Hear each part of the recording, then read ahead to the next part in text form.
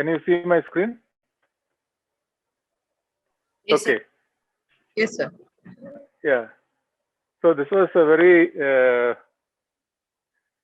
interesting topic. I think a very crucial one. And I am privileged to be in Northeast India. We never thought that we would be spending so many years here in Northeast, because all the time the needs were always mentioned in Bihar and UP and places like that.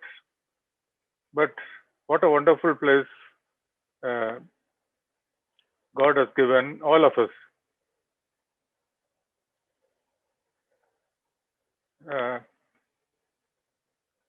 We had the privilege of visiting every state of Northeast, and each one has its unique beauty and its people and culture. And God has really blessed us in many ways.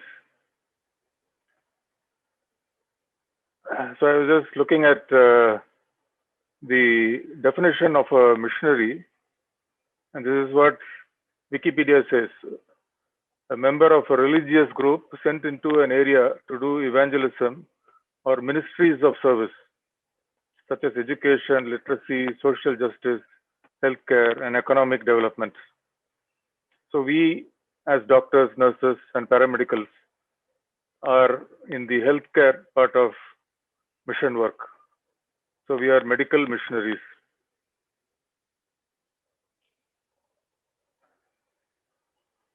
And medical missions are really God's instruments of care in a world of need. So healthcare facilities are available in many forms. We have government healthcare, but very often there is a great disparity in the quality of that healthcare, because there are some states which are very well developed, like those in South India. There are others which are in very bad need. And even within a state, some places are better than others. And there are so many constraints within the healthcare scenario inside government hospitals.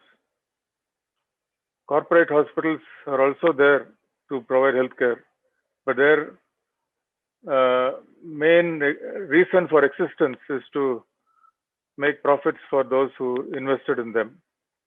And therefore, the poor and the marginalized have no place in their plans.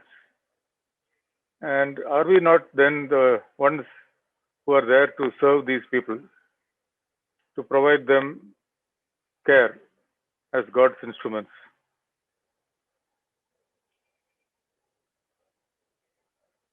So mission hospitals, they help to close the gap in access to healthcare. So if you see, every year, billions of dollars of money is spent on healthcare across the world. And each year, it goes to the same group of people.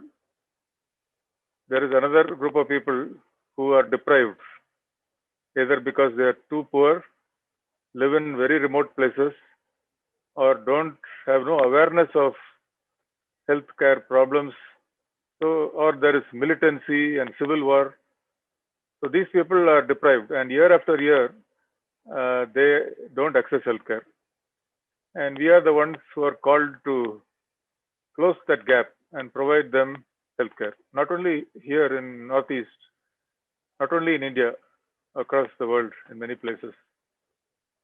All our mission hospitals were established with a motive of service. So if you look into our original documents, it would say, for the poor and marginalized in the spirit of Jesus Christ. And we have the greatest opportunity to produce impact that will transform communities. And when I mean transform, I mean those people who were unable to receive service in the past are now able to receive. It's like saying those who are blind can now see. And in many of the places where we work, a small investment in manpower, a few doctors, a few nurses, a small amount of money and basic facilities will produce great change. Maternal mortality rate can be brought down from 500 to 400 without too much of investment. We are God's ambassadors in a world of suffering. It is as though we have been posted from heaven to this place, wherever we are, to provide comfort and healing.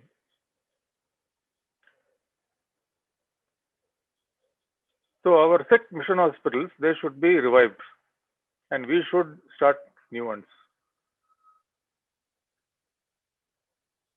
So just a short look at what is happening in Northeast India. I will start from the bottom. I just noticed that we have Catholic healthcare people with us today. So when we first came here to Makunda in 1992, we visited the communities around for about a week. And we were very impressed to know that in an even more remote part of this area, about 25 kilometers away, there was a small Catholic compound. And in that compound, there was a small dispensary. And there were volunteers who were very elderly, who were providing whatever they could. So I have had the privilege of visiting several Catholic hospitals and dispensaries across Northeast India. And a few years ago, attended a meeting of the Christian Coalition for Health, where we had a lot of Catholic healthcare people, and to listen to their stories, many of them having spent 40 or 50 years of their lifetime from South India in remote parts of Northeast. And they too face the same problems. They were saying that in those days, many families gave away their sons and daughters to mission work, but that is no longer true. And where will we find new people to take over our work? So Assam has so many mission hospitals. Some are doing well. So we have Satribari and Jorhat, Tezpur, and Alipur, and Makunda, and several others. But in March, my wife and me had the privilege of visiting two small mission hospitals at Tukrajar, Crofts Memorial Hospital, and another one, Parkijuli, on the Indo-Bhutan border. So the one at Parkijuli, there is a Dr. Rohi Biam, and he has been working there for 30 years, more time than we have been here at Makunda, and he is still working alone. There's nobody there to relieve him. So I was just thinking how difficult it must be. So here we are, having come here and restarted a closed down hospital, and so much of change in the last 28 years. And there he is struggling all by himself with nothing much to happen. But that is the story of missions across the world. Very often somebody works their entire lifetime, nothing happens. The next person, again, nothing happens. And it's the third person who sees a lot of fruit. So we must remember those hospitals that are sick. We heard about another hospital, Sevapur, which is completely closed. We could not visit it, but we saw photos of completely broken down buildings, no staff. And if you look at Arunachal Pradesh, no Christian mission hospital. There is another mission hospital, which has been working there for many years. In Nagaland, we have the CHSR hospital in Dimapur. And we visited a small hospital in Oka, which has recently been restarted. But for such a large Christian state, should there not be more? So we had a visitor from the Konyak tribe, and he was just describing the situation in his district. So who will go there to work for them? So he was saying that for some time there were people from MSF who came and provided good quality healthcare. but then their project was closed. So Manipur has hospitals, Kangpokpi and Churachandpur. I visited Kangpokpi some years ago. Large campus, 200 acres, hospital, school, nursing school, and Bible college. And looking at their history, there was a time when patients came from Imphal to be treated there. But today it is in a very bad condition.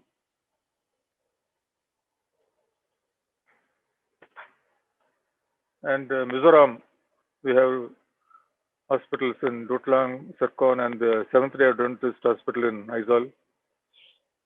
Tripura did not have a hospital. We started one in 2005. I think there is now a small Catholic hospital in Agartala. So Meghalaya has several hospitals. And we recently visited Sikkim. There is no mission hospital in the state. The population is very small, and it is not very easy to start a hospital there. People travel to Siliguri whenever they need better healthcare than available in the state. So, committed Christian manpower is the greatest need for medical missions today. So, I already said that Northeast India has a very high percentage of Christians, and probably we could add Christian doctors, nurses, and paramedical staff. Yet, many of our mission hospitals are sick, and new ones are not being started in areas of need. How can we motivate people to join and stay on? If 100 people say they are interested, 10 will join, and only one will stay long term. How can we have a long term program to raise enough people? What motivates a person to consider missions as a career? And how can we find them? How can we train them, nurture them, and place them in areas of need? And what should be done to retain the people in our mission hospitals? So these are some things we'll briefly look at in today's message. So in March, I was invited by my church in Chennai to speak on this verse, and I thought it was very appropriate. I was just looking at my own life. What motivated me to go into missions? So when I was a child, I did not attend church because I thought it was a big waste of such a beautiful day when we could go and play outside. I wasn't good at studies. My parents weren't very happy with me. But one day I wanted to, I had a close friend who was very good in the piano and listened to me in the scripture union meeting. So I went there one lunch break, and after listening to him, I was trying to slip out, and they said, no, you can't go. You'll have to stay for the whole meeting. And that message was on Solomon and how God gave him wisdom. So I became very interested in the message. So even though I never went to church, I thought, why not pray and see whether God would give me a bit more wisdom. So I just prayed. And over the next few weeks and months, I developed a lot of curiosity about the subjects I didn't like. Mathematics. I didn't want just to memorize something. I wanted to understand why it was written in the way it was written. What was those formula? What does it mean? And out of this natural curiosity, I became better in my studies. So that was a touch from God. So it is as written in this verse, you did not choose me, but I chose you. And I think most of us have received at some point in our life a touch like that. So after that, I did well in my studies. I wanted to be an engineer. I was really good at engineering. I had constructed a lot of electronic gadgets. And in class 10 or 11, I had published my first small note in an electronics journal. And I just missed the IIT entrance exam. I couldn't apply for it. So I got into an engineering college. And in that college, the Coimbatore Institute of Technology, in my first year, I was severely ragged. So nowadays there's no ragging, but in those days, ragging was not banned. So I was beaten up very badly and thrown out of the first floor. And therefore, I had to leave that college. And then I got into another engineering college in Guindy in Chennai, but they didn't give me electronics. So again, I didn't accept. And that is how I got into medical college. So again, you did not choose me, but I chose you.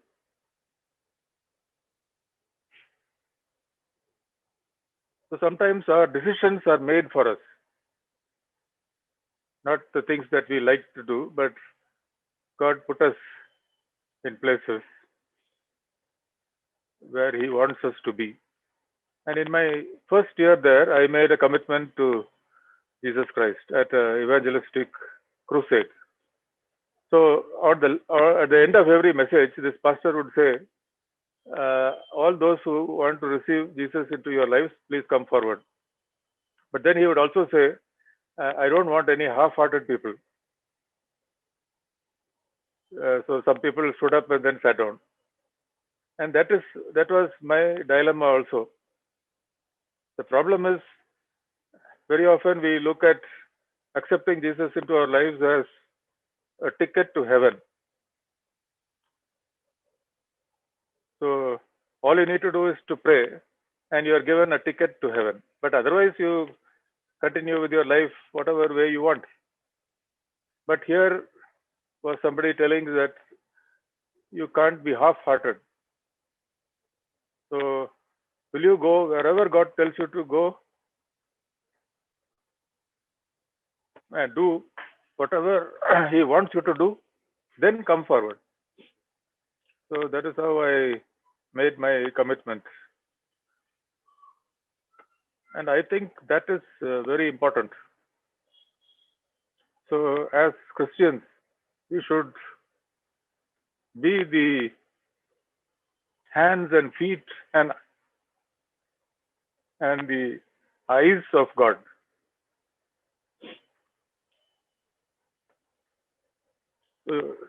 He should be inside us and control us, and only then can we be of any use.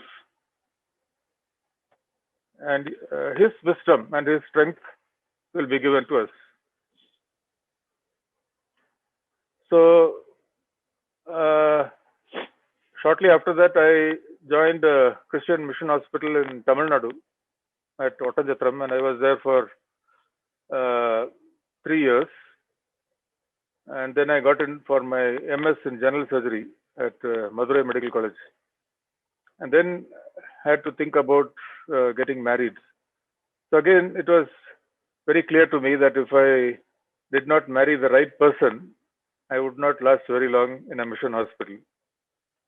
So I started searching for someone who has the same type of calling. So I used to go to various colleges because I used to arrange medical missionary retreats and ask whether there is some girl who's interested in remote rural missions. And if I found about somebody, I would visit them and have a short interview to understand what exactly they had in mind. And that is how we met. And I was impressed with Anne because she had been to a very remote place in Gujarat and was quite happy to work in a place like that. She was also very empathetic and took care of a lot of poor people in the medical college where she studied. So we were married in 1991. And Pastor today was sharing from Jeremiah, and he mentioned this verse, Jeremiah 29:11. I know the plans I have for you, plans to prosper you and not to harm you, plans to give you hope and a future. I think all of us have read this verse. But one day I was reading the next two verses, and it says, when I'm just adding a few words to that. When you have understood this, verse 11, then you will call upon me and come and pray to me, and I will listen to you. So I realized that I was unable to hear God's voice because I had my own ambitions. I wanted to be a cardiologist, go abroad and do well, a Christian cardiologist. But I realized that God had a much better plan, not only for this lifetime, but for eternity. And unless I opened my eyes to that, I could not hear what he was trying to tell me. And it says, "You will seek me and find me when you seek me with all your heart." And then I started earnestly asking God, what exactly it is that you want me to do. And this is what I got. Go to a place where you, with whatever I have given you, will be of the greatest transformational impact. And what is transformational impact? A place where the population is very large, but the resources are very low. No other hospitals, no other people like you. And we started a search for a place like that. And that is how we came to Makunda. So Makunda was closed for the previous 10 years. And there was no income, there were no patients, a lot of severe problems. And people, the old staff and the church people, they were all mostly interested in the land, and there are a lot of threats. But we felt that this is the place God wanted us to go to. That was what it was in 1992. And that is Makunda today.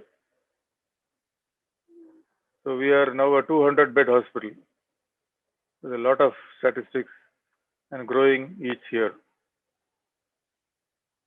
And these are our staff.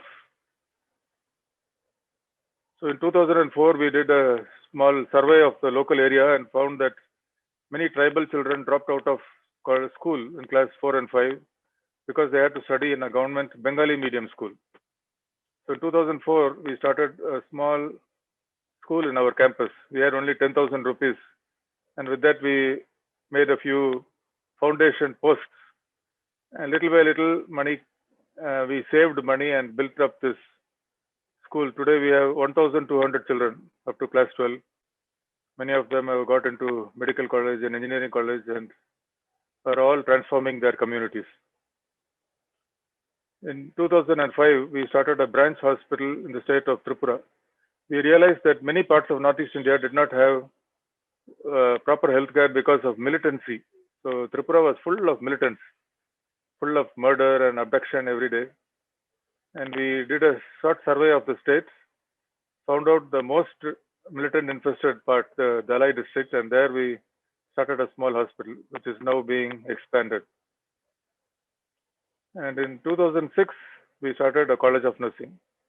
We did a survey of the entire Northeast India, visited all the states, and realized that many places could not support a hospital like ours because the population density was too low.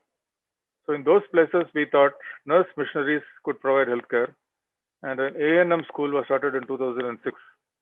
This is now being upgraded to a college of nursing with buildings provided generously by a Dutch philanthropist. We have got the quality accreditation, and this is a research done by the Wharton School of Business on our work. So although we don't have private rooms and private consultations, we are still able to provide high quality care at low cost to poor people. We are also providing training for Dutch residents in global health and tropical medicine. So this is the same verse. And if you look at it, it says, "I chose you and appointed you so that you might go and bear fruit." So our responsibility is to obey and to persevere, to trust and to obey. We may or may not see fruit, and it is God's responsibility to give fruit. So we are privileged that in our lifetime, we have seen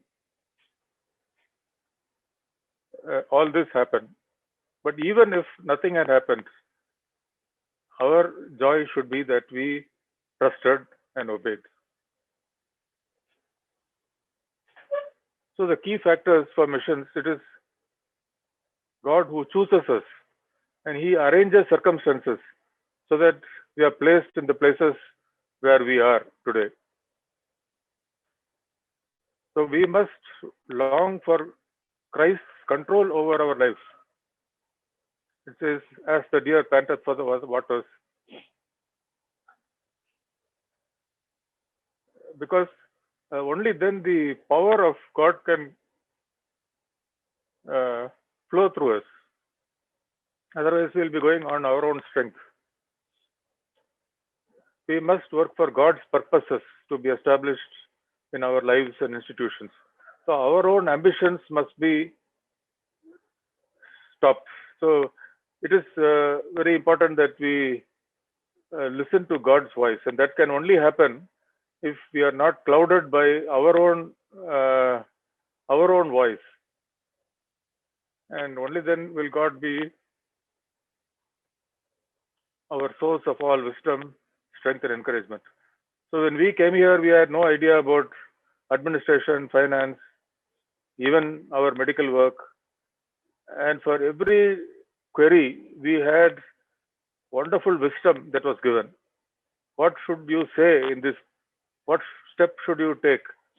And all that, I think, is not possible unless we are in tune with God. So if we lack wisdom, it is because we have moved away.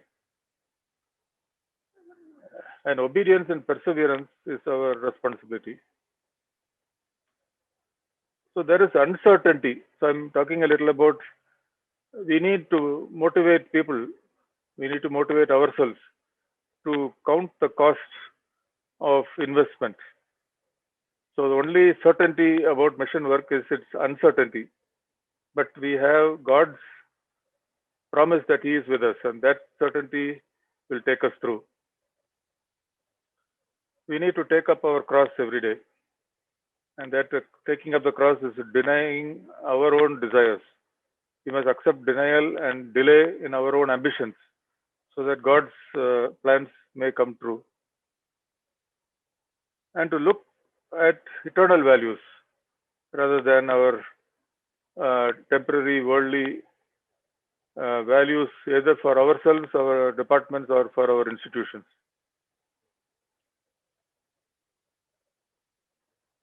So I went to the to Regional Institute of Medical Sciences, Imphal, a few years before we started our hospital in Ambassa, and I spoke to the students there, and I told them we are going to start a hospital in a militant infested area. So I would like to have 2 volunteers, and you will be surprised that 2 people came and joined us. And similarly, I went to the Ripens in Aizawl and spoke to the first year nursing students there, BSc students, and told we are planning to start a school of nursing. And 4 years later, we got a message that 4 of them wanted to inquire whether that plan of a school of nursing was still on, because they had just completed and wanted to join. So we need to look at, when we invite people, we should not say we want BSc nurses or we want MBBS doctors. So we need to give them a larger dream. Be transformers of society, not just doctors and nurses. And as Pastor was saying in the message, Revelation, the first 3 chapters talk about God examining each church and telling what is wrong with it or what is good with it. And then He says, behold, I stand at the door and knock. If any of you open the door, I will enter and dine with you. And that is the invitation to each one of us, to take stock of our lives today, our institutions today, to understand what exactly is going wrong, so that we can invite Jesus into our decision making, give Him control of everything that we have, and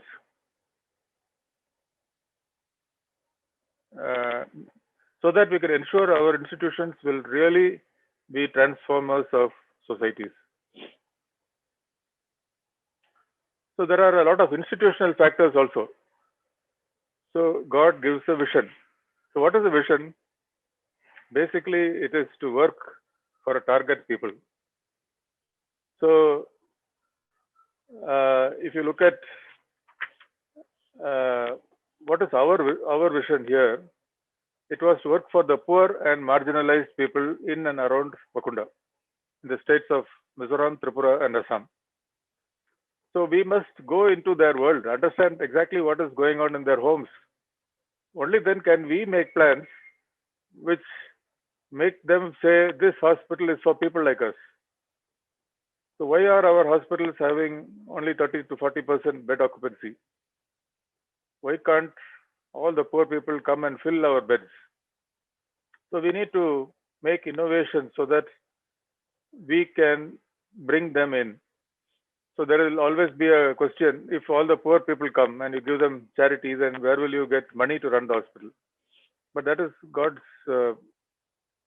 responsibility. So if you give charity to poor people, God will pay their bills. So we never had a problem. Since we had to postpone some of our own inconveniences, but today we are self-sufficient and have enough money to make investments. We need a towel type of leadership, meaning we need to work for a God-given vision. We have to live for earning the respect of the people who work for us. We must have good mentors who are not afraid to criticize us. And we must have a spirit of sacrifice. Because all these sacrifices are only temporary and trivial inconveniences. So we are told that when Western missionaries went to Africa, most of them died within a year. They could not tolerate the climate or the sickness or the violence. And not only they died, their children died. If you go to cemeteries of old churches today, you will find gravestones of young children who died because they just happened to be missionary children. So compared to all that, are we not having very trivial inconveniences today? We need to resolve our management and governance issues. A lot of our sick hospitals are sick because of poor decision making. We don't say these are the reasons why we do this. We simply say, I have decided. I like this. So non-objective decision making. We have problems with governance, with our boards or dioceses or whoever is. So their responsibility is to oversee and support. But very often they micromanage us. Maybe they ignore us. So are we not responsible as Christian people to?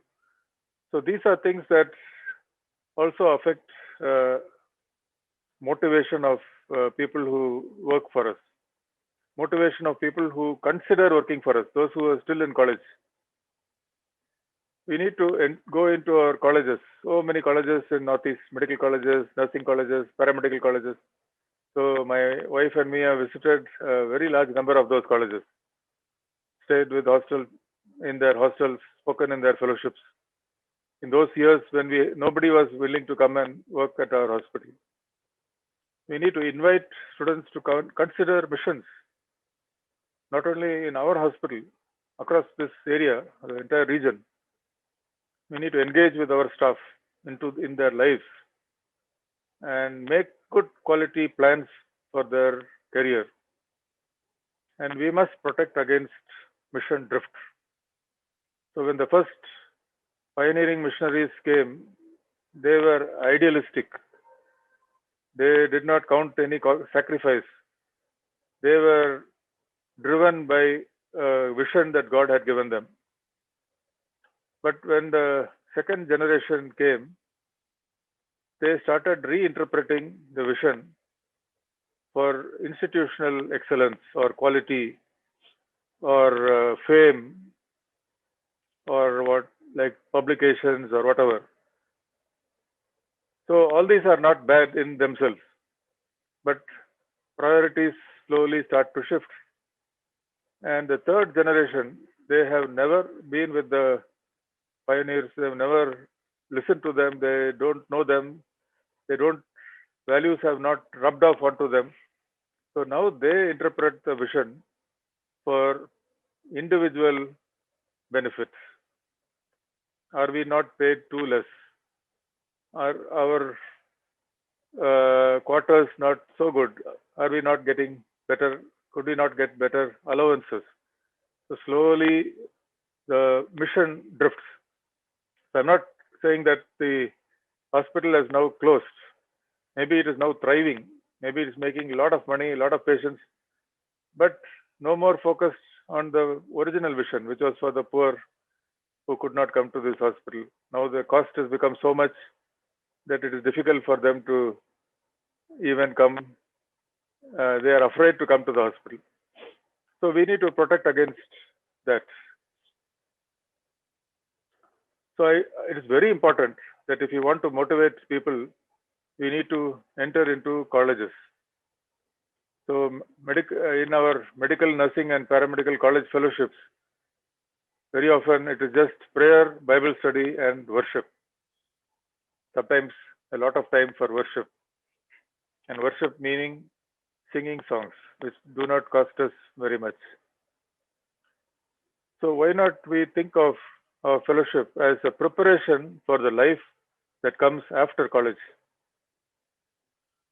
Why not we say that this is the time for us to overcome issues in our life, living with those problems that we cannot overcome. Maybe there are some problems in our lives that we can't overcome, but developing overcoming our weaknesses. Maybe we are very shy, not too good in studies. Can our fellowships not overcome these problems in each of our lives? Discover God-given talents and shape our personality. So our personality is made in our college years. And once we change, we find it very difficult to make it different as we enter into our workplaces. So are we become too ambitious for our own personal lives, or have we become difficult people? So I had a problem in my college that I was very shy. I did not have leadership qualities. So I deliberately got into various positions in college so that during that time I could change my personality. We also need to develop empathy, not only for the patients we see, but for each other. So students caring for other students. So by this shall all men know that God is there, because of the love that we have for each other. So in our college days, we took difficult people with problems as small projects and worked on them to get through their difficulties. And that is how our fellowships are built. Because later on, when we go into our workplaces, those qualities will again flourish. And now we will be looking at our staff, empathy for them, and our patients, our students, and develop empathy for them, because that is the heart of Christ.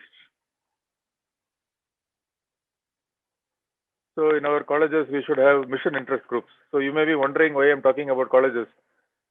Because we in our hospitals can get involved in those colleges, the one that is near to our campus. Can we not visit them, at least maybe once a month or once in 2 or 3 months, and adopt those students as our people, our like our children? So in our college in Chennai, we had these taking stock meetings once a month where we shared about our lives, asked for help, rejoiced over each other's success, and helped those who can't manage on their own. Maybe somebody's got into some addiction, so they don't know how to get out of it. They need help. So be friends with each other, support those who have difficulty in doing what is right. They keep on wanting to do what is wrong. Warn those who are about to fall, and inquire after those who have stopped coming to our meetings. We missed you. Why don't you come again? So these sort of fellowships should be there in our hospitals too. Just like students need support from each other, staff also do have the same needs. So everybody says that the present generation, they are all unlikely to go into missions, but I don't think so. This generation is a digital generation.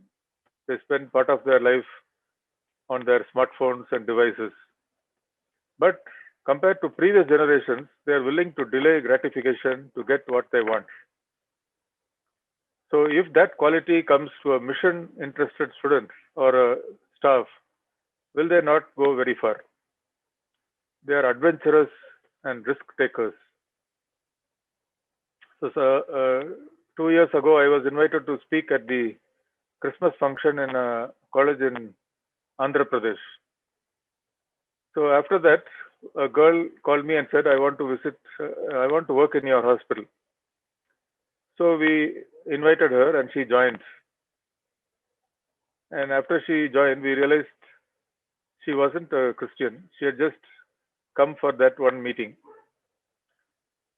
So I just spoke to her and asked, so many others like you said they would come, but you're the only one who came.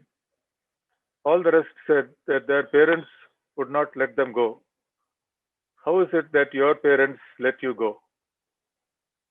So she said, my parents are no different from their parents, but I am different. I told them that I wanted to join MSF and work in Afghanistan. But when I approached MSF, they said that you need 1 year experience in some hospital before you can join us. And so I said that I would go to Assam. And their parents said, okay, you go to Assam. We don't want you to go to Afghanistan. So we need to challenge these people because they might do better work than our generation. They live their part of their life in bubbles, and we need to be invited into their bubbles so that we can engage with them. We need to enter into their world, be invited into their world. So we must understand the people with whom we are working and who are going to work for us. So I was just thinking that when junior doctors say they want to join our hospitals, there are two types of junior doctors. One of them want to spend a lot of free time so that they can study. And another group want to gain the experience they did not get during their internship. So I always tell them, if you come to Makunda, it is the type B who is going to be happy because we are very, very busy. Yesterday I was speaking to one of our junior doctors and she said that she had already finished 700 cesarean sections. So, but that means there is not much of free time. But are they not young and full of energy and they're learning things which they would otherwise never learn? So how many of our postgraduate students get that much of experience? So when we call them to our hospitals, we cannot tell them we will give you very good salaries. We cannot tell them we are giving these things which corporate hospitals give them. But we can tell them that we can give them things that no other hospital can give them. When consultants join our hospitals, they want to develop their departments. So within proper justification, we should make sure that that happens. So although I was a surgeon, I soon realized that the greatest need in our hospital was obstetrics. When a pediatrician joined, I wanted to make sure that he had all the things that he needed. So that might mean that I don't buy a lot of equipment for my own department. But that is what is needed to retain them in our hospitals. Salary is only one element in what keeps a staff. It is the overall experience which decide whether they will stay or leave. Each person has their plan. How can we facilitate it? So our hospital spends lakhs of rupees advancing money to staff so that they can study elsewhere without taking a loan. So they can come back and repay that money, but they would not have to pay interest on it. So we need to make a strategic plan for our people. And sometimes we need to lose staff to other mission institutions, and that is not attrition. It is us sending our ambassadors to other hospitals. And we are very happy that so many of our staff and students are working in mission hospitals across Northeast India. And many students come to us for training in obstetrics and pediatrics. We must provide a pleasant orientation and induction even before they come. So they must know that they will be taken care of, that they will be having somebody like their family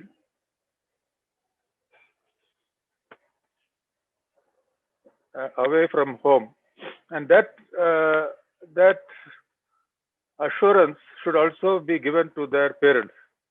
Sometimes parents fear for their children, and that is why they discourage them to go to difficult places. So they must be told where they are. What is your position? What are your responsibilities? What you should know. If you don't know this, we will teach you. And who is this person, new staff? He's not just a nurse or a doctor or a technician. He's got talents and hobbies and passions and fears. So we need to get to understand our staff. So it's nice to invite them home for dinner. And I'm not talking about having a barbecue party or something like that, but to really talk and ask what is going on in your life and how can I help you. We should help people when they are discouraged. So I used to wonder why Jesus wept in Lazarus' home when he was about to bring him back from the dead.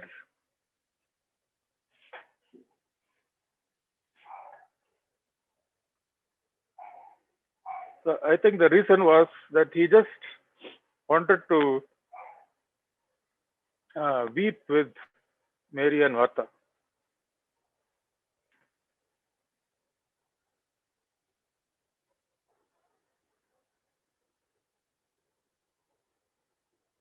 And that is important. So whenever I meet a new staff, I ask them, what are your hobbies? Usually my first question, because hobbies are something that you are passionate about. Sometimes people are not passionate about being a nurse or not passionate about being a lab technician, but they are passionate about singing or dancing. And it is very important because when we first started our school of nursing, we had 6 nursing students from Arunachal Pradesh. We had 6 from Nagaland, 2 from Mizoram, and so on, all from across Northeast India. And they had all studied in local Hindi medium, Bengali medium, and so on, other language schools. So after 2 or 3 months, we realized they were all talking about leaving. They couldn't understand a word of what is being taught. And they felt that there's no point because 2 years from now, they're going to write an exam in English. So we started teaching them English. But again, they felt that there was nothing that they could show to this campus except their poor knowledge of the language. So then we started realizing that they were very good in dance and music. Most of our Northeast people are excel in that. So we bought equipment for them to sing and to do costumes for their tribal dances, and we arranged a cultural program. And now they felt happy because there was one area in their life which was appreciated and applauded in this campus. One area where they could excel. So I think it is important because people might come to a place like Makunda. There is no mall here. There is nothing, no movie theaters. But what a beautiful campus. If they could see this place with all its birds and butterflies, and they will find something that is not available in the cities. So we need to discuss about missions with our staff, not just our hospital, but missions in other places. Maybe they are called to work in another place. They're going to be with us for a few years.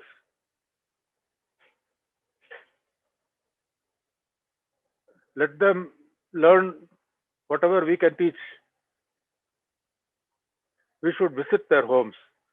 So my wife Anne and me visited homes of staff across Northeast, all the states, just to tell their parents that your sons and or daughter is doing a wonderful job. Will you not allow them to stay some more time with us? We must help them with their personal problems.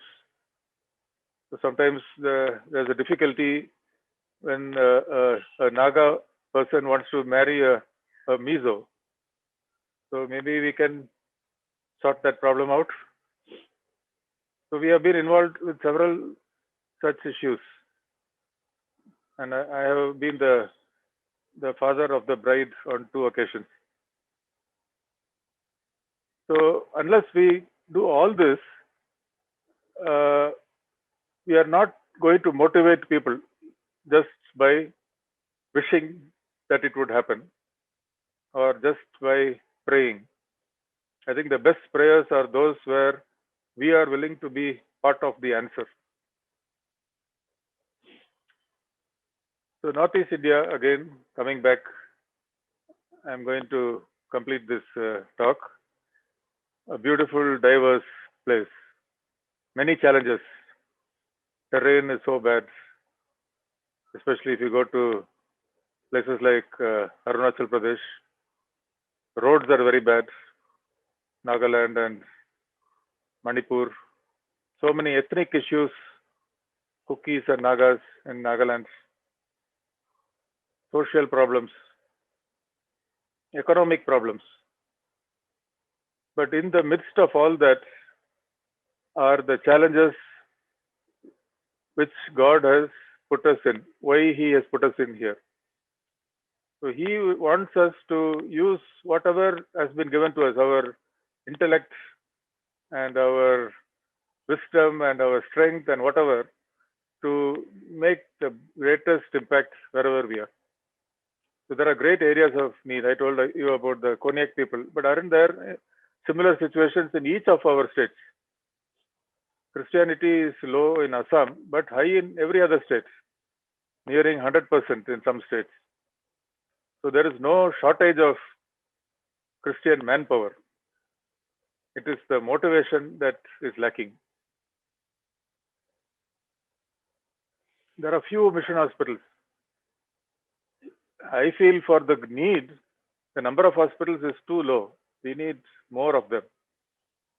Are we short of resources? Certainly not. We have enough money, enough people, but the will is lacking. These mission hospitals have great history and heritage, but they are not doing well because of a lack of committed manpower and good strategic planning. Just like we diagnose disease in people, we should diagnose the cause of sickness in each of these hospitals and nurse them back to health. So we have good number of students. In every college, we will find large fellowships, EU groups, EMFI groups. Strong churches. You can't find stronger churches in other parts of the country. But should these churches not broaden their scope by supporting mission hospitals? Should their congregations, their daughters and sons, not join our hospitals? Should they not be challenged to join our hospitals? And should they not start new ventures? So many churches build even bigger churches, maybe a larger bell tower, but it is not in the buildings that our Lord resides. We should go out to the areas of great need. So why are our mission hospitals still sick? Why are new ones not being started? So we should visit our college campuses. We should engage with our people. Why can't we arrange retreats at our hospitals? So we started arranging retreats when we had no funds in our hospital. So our hospital actually struggled so much.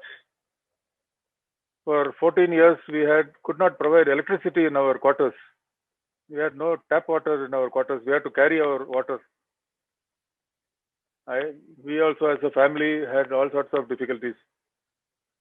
But in spite of all that, we went out to college campuses. We arranged small retreats. Even today, I think if you spend 50,000 or 1 lakh rupees, you can arrange a good retreat for the local college. Invite students to visit and engage with us at a personal level. And we can work together and share our resources. Moving our staff to other hospitals is not attrition. We should visit each other and understand how we can help each other, how we can brainstorm and see how we can revive those sick hospitals, and visit areas of need and see how new work can be started. And let us pray and ask God for His wisdom and intervention so that He will put His personal touch on His chosen people, just like He did in my life. I think if we can do all these things, we will be able to motivate people to join us. Thank you.